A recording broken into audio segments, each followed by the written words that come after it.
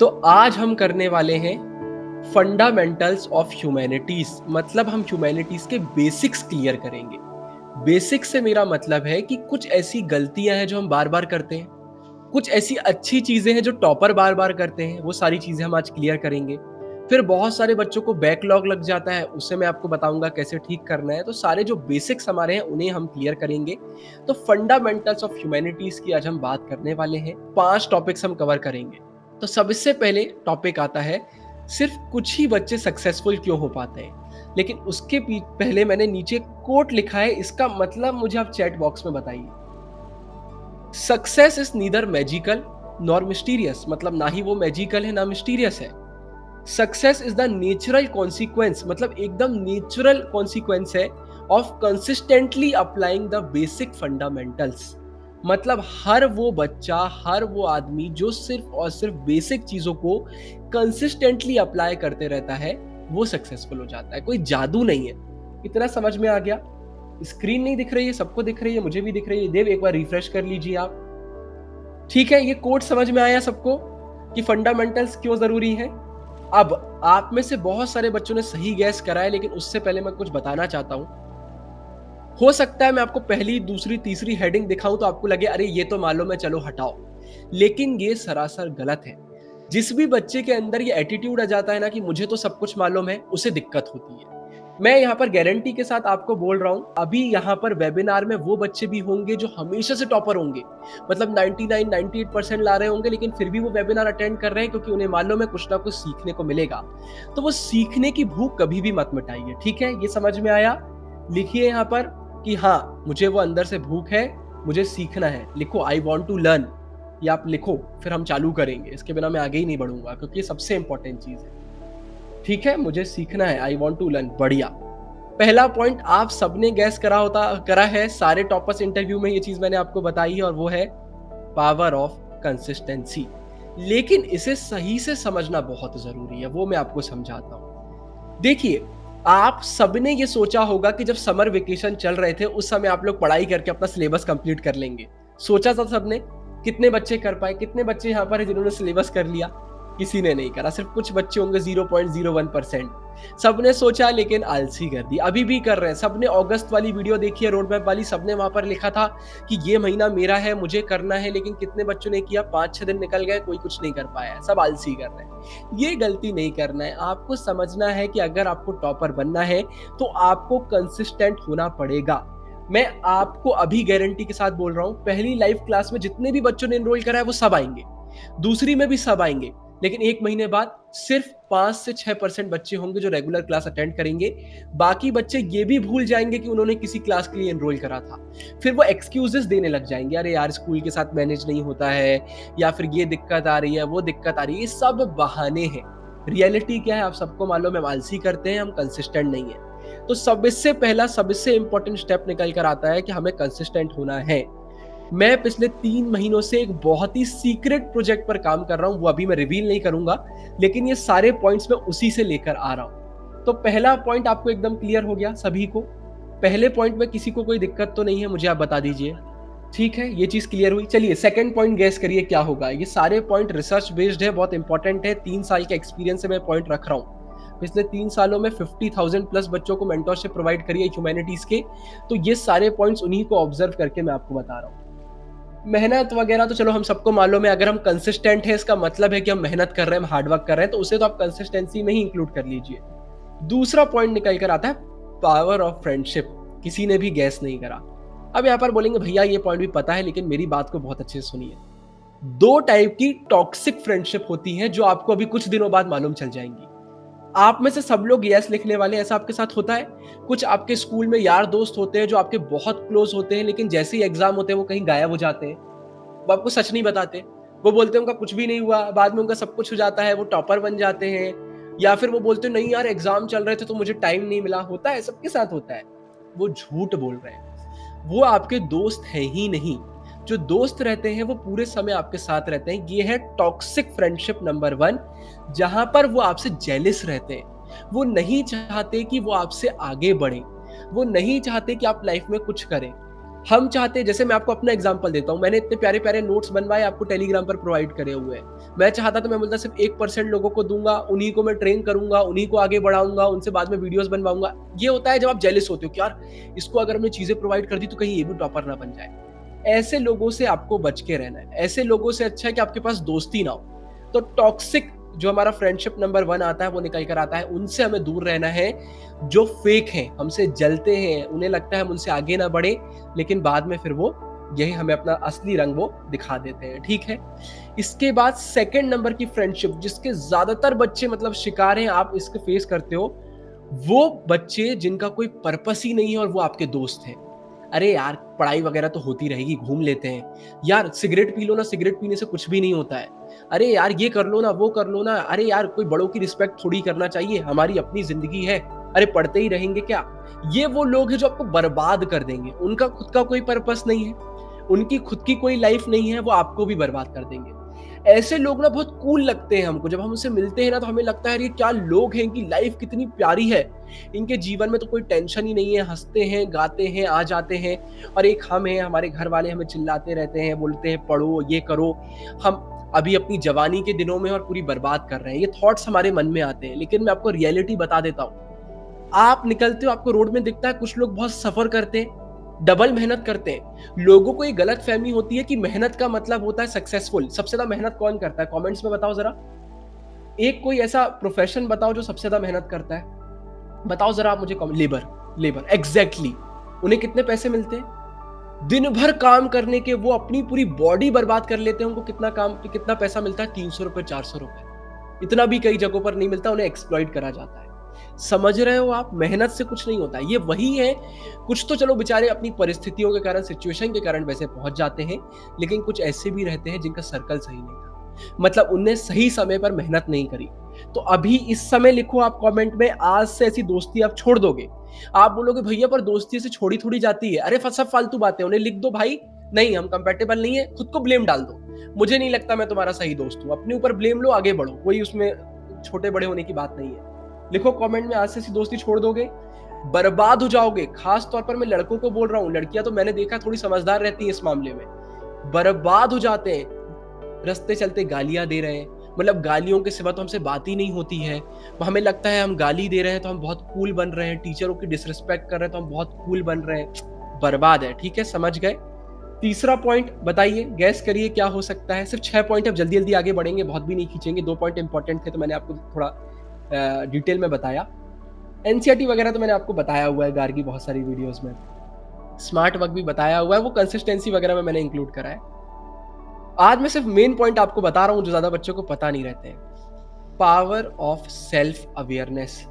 कभी आपने टॉपर्स को देखा, उन्हें खुद को लेकर सब कुछ पता रहता है कि यार इस काम में मैं अच्छा नहीं हूँ, अच्छी नहीं हूँ, ये यहाँ पर मेरी एक्सपर्टीज है, मुझे मालूम है कि मुझे क्या चीजें सही से करना है, कौन सी चीजें जो मैं गलत करता हूँ जिन्हें मुझे सुधारना है, ये उन्हें पता रहता है। तो सेल्फ अवेयर होने का तरीका क्या है? मिस्टेक्स जब हम कर रहे हैं, जब हम फेल हो रहे हैं तो हमें बुरा लगता है, वो अपनी जगह है, लेकिन 2 मिनट बैठकर हमें ये भी सोचना है क्या गलतियां हमने करी। हमें खुद को लेकर अवेयर रहना है, खुद के साथ टाइम हमें थोड़ा सा स्पेंड करना है। सुबह उठो, शाम को, रात में 10 मिनट अकेले बैठो, अकेले बैठो, सोचो दिमाग में क्या थॉट्स आ रहे हैं। अच्छे थॉट्स भी आएंगे, बुरे थॉट्स भी आएंगे, कुछ थॉट्स तो ऐसे भी आएंगे जो आप डाइजेस्ट भी नहीं कर पाओगे। आने दो, जज मत करो, आने दो। अवेयर हो खुद को लेकर, जब आप खुद को लेकर अवेयर होगे आगे बढ़ोगे। आ गया पॉइंट समझ में? सेल्फ अवेयर होना बहुत जरूरी है, सेल्फ इंट्रोस्पेक्शन बहुत जरूरी है। अमृत ने एकदम सही बोला। ये पॉइंट समझ में आया सभी को? बढ़िया। यहाँ पर नैना ने एक बहुत अच्छा क्वेश्चन पूछा है फ्रेंडशिप रिलेटेड, कि हम बाउंड्रीज कैसे सेट करते हैं।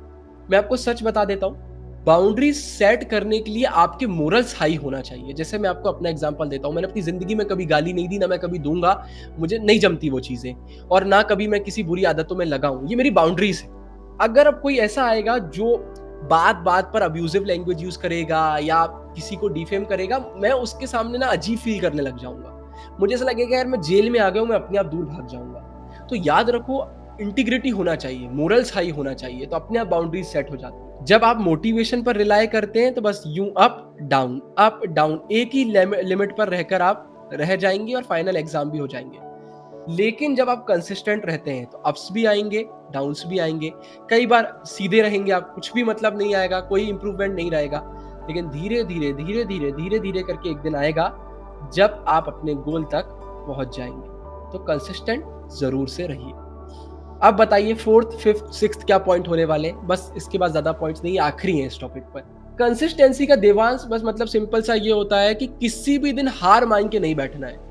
अभी मैं आपको एंड में कुछ बताऊंगा, आप समझ जाएंगे कंसिस्टेंसी का मतलब क्या होता है। एक दिन में आपने सोचा था एक चैप्टर पढ़ना है, उस दिन आप नहीं कर पा रहे, एक 2 पेज पढ़ लो, 3 पेज पढ़ लो, लेकिन कुछ करो, हार मान के बैठो मत। अगला पॉइंट निकल कर आता है पावर ऑफ बिहेवियर। ये मैं आपको एक्सप्लेन नहीं करूंगा, सिर्फ आपसे मैं कुछ क्वेश्चन पूछूंगा, आप अपने आप समझ जाएंगे।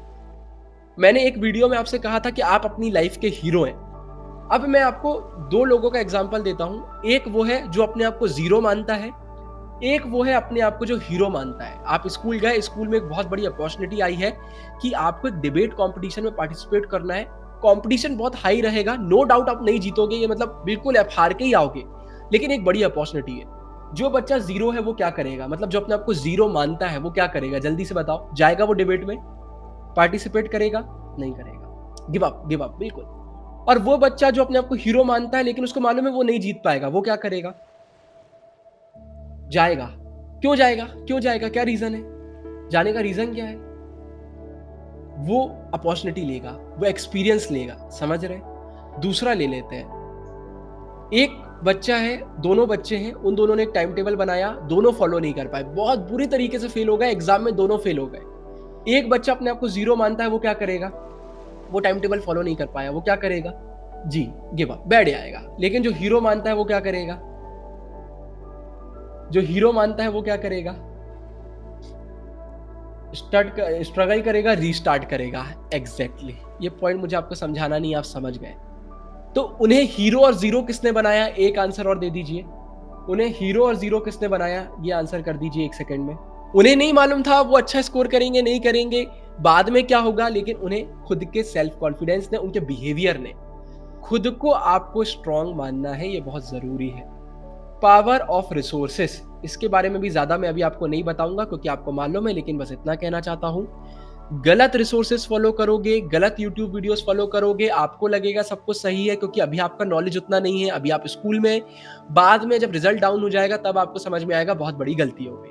तो रिसोर्सेस सही फॉलो करो। लाइव क्लासेस में भी हम आपको एनसीईआरटी से पढ़ा रहे हैं। इकोनॉमिक्स में, मैक्रो इकोनॉमिक्स में हम आपको संदीप गर्ग से पढ़ाएंगे। हम क्यों रिफ्रेशर से आपको पढ़ा रहे हैं? हम क्यों मेहनत कर रहे हैं? क्योंकि हमें मालूम है उसमें एनसीईआरटी इनफ नहीं है। हम चाहते तो एनसीईआरटी पढ़ाकर आगे निकल सकते थे, अरे यार एनसीईआरटी पढ़ाओ, बच्चों को क्या मालूम, गलत बात। सही रिसोर्सेस होना बहुत बहुत जरूरी है। आखिरी पॉइंट, इंट्रिंसिक मोटिवेशन का मतलब समझते हैं आप क्या होता है? खुशी है, मैं आपका क्वेश्चन अभी आगे आंसर करूंगा। इंट्रिंसिक मोटिवेशन का मतलब नहीं समझते? इंटरनल मोटिवेशन मतलब आपको किसी एक्सटर्नल स्टिमुलस की जरूरत नहीं है मोटिवेटेड फील करने के लिए। एक होता है ना जब बाहर से कोई आपको बोलता है तुम कर सकते हो, तुम सबसे ज्यादा अच्छे इंसान हो, तुमसे ज्यादा मेहनत मैंने आज तक किसी को करते हुए नहीं देखा, और आप मोटिवेटेड फील करने लग जाते हो, इसको हम बोलते हैं एक्सटर्नल मोटिवेशन। और एक होता है जो अंदर से आता है। आपने टॉपर्स को देखा है, उन्हें जरूरत नहीं होती इन चीजों की, वो अंदर से मोटिवेटेड फील करते हैं, 24 घंटे करते हैं। कैसे करते हैं? Internal motivation. अभी हम बात करते हैं कि इंटरनल मोटिवेशन आता कहां से। नर्वसनेस, अनिका इसका आंसर जस्ट अभी आगे आपको मिलेगा। ठीक है, इन 6 पॉइंट्स को थोड़ा सा समझ लेते हैं। आप में से कितने लोग इन्हें जानते हैं? नहीं जानते होंगे क्योंकि अभी आप लोग स्कूल में, जब कॉलेज में आएंगे आप इनका नाम जरूर से जानेंगे। ये एक ऑथर हैं और बहुत ही फेमस मोटिवेशनल स्पीकर हैं। इन्हें हम मोटिवेशनल स्पीकर तो नहीं बोलेंगे, ये आपको लाइफ के बारे में समझाते हैं। ये बहुत फेमस है, इनकी एक वीडियो है फाइंड योर वाई, उस पर ये बात करते हैं। इन्होंने अपनी वीडियो में एक बहुत अच्छी चीज शेयर करी थी, अभी किसी ने लिखा नर्वस हो जाते हैं, उसी से रिलेटेड। अच्छा मुझे बताओ, जब हम नर्वस फील करते हैं, हाँ लाइफ कोच बोल सकते हैं आप इन्हें, जब हम नर्वस फील करते हैं तो बॉडी में क्या सिम्टम होते हैं? आप लोग इसे आंसर करिए।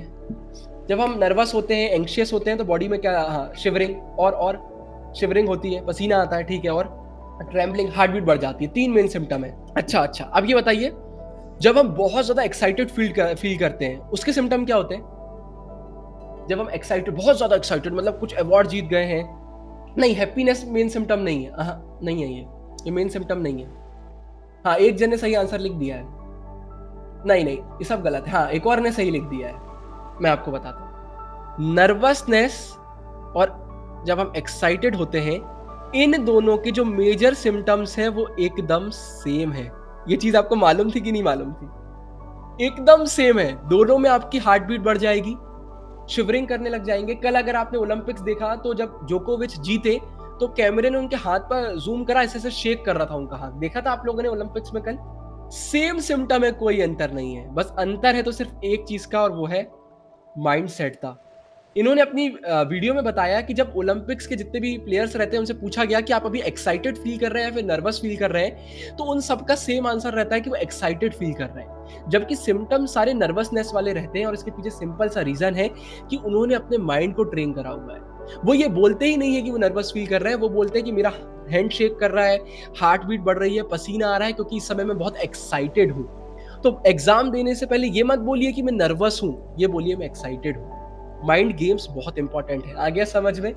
एक्सटर्नल मोटिवेशन के क्या तरीके होते हैं? वही जो मैंने आपसे बोला, चीप प्लेजर या फिर छोटे-मोटे गोल, यार कुछ भी करके ए प्लस लाना है, यार कुछ भी करके गेम खेल रहे हैं तो अच्छे पॉइंट्स से जीतना है। अगर सामने वाले के 5 पॉइंट्स हैं तो मेरे 15 होना चाहिए। अभी तो नहीं, लेकिन फ्यूचर में मनी फैक्टर आ जाता है, बस पैसे, पैसे, पैसे के पीछे लोग पागल हो जाते हैं। करियर, मुझे तो ये बनना है, वो बनना है। जिस दिन बन जाते हैं उस दिन खत्म हो जाता है पूरा मोटिवेशन। जिस दिन नहीं बन पाते उस दिन तो पूरा ही खत्म हो जाता है। एग्ज़ाम्स, मुझे तो बोर्ड एग्ज़ाम में टॉपर बनना है, मुझे तो सीयूटी में टॉपर बनना है। ये बहुत क्या बोलना चाहिए, छोटे-मोटे फैक्टर्स हैं, ये ज़्यादा दिन नहीं टिकते। जिस दिन नहीं मिलेगा, ये आपका दिल है, मान के चलो अभी, ये आपका दिल है। जिस दिन मिल जाएगा ये दिल भर जाएगा, कोई काम नहीं रहेगा। जिस दिन ये नहीं मिलेगा ये दिल टूट जाएगा, कोई मतलब नहीं रहेगा। लेकिन अगर आपको इंट्रिंसिक मोटिवेशन चाहिए तो पर्पस, आपका पर्पस क्या है? मुझे लाइफ में बेस्ट बनना है, ये पर्पस कभी खत्म नहीं होगा। इंटरेस्ट, मुझे पढ़ने में इंटरेस्ट आता है, मुझे वीडियोस देखने का तरीका है, दिल बनाने का तरीका थोड़ा-सा कैजुअल है। इंटरेस्ट होना चाहिए। मास्टरी, मास्टरी का गोल रखिए। अगर आप एटॉमिक हैबिट्स बुक पढ़ेंगे तो उसमें पहले ही चैप्टर शायद यही है कि हमें अपनी आइडेंटिटी आइडेंटिटी पर काम करना चाहिए। ये गोल नहीं होना चाहिए कि मुझे एक बुक कंप्लीट करना है। गोल होना चाहिए कि मुझे एक शानदार रीडर बनना है। आइडेंटिटी पर काम करिए। क्यूरियोसिटी, जानने की इच्छा अंदर से होना चाहिए और खुद पर एक गर्व होना चाहिए। आ गया समझ में? अब सिर्फ 3 रीज़न लेकर आया हूँ फेलियर के, ज़्यादा लेकर नहीं आया हूँ। सिर्फ 3 ही बड़े रीज़न हैं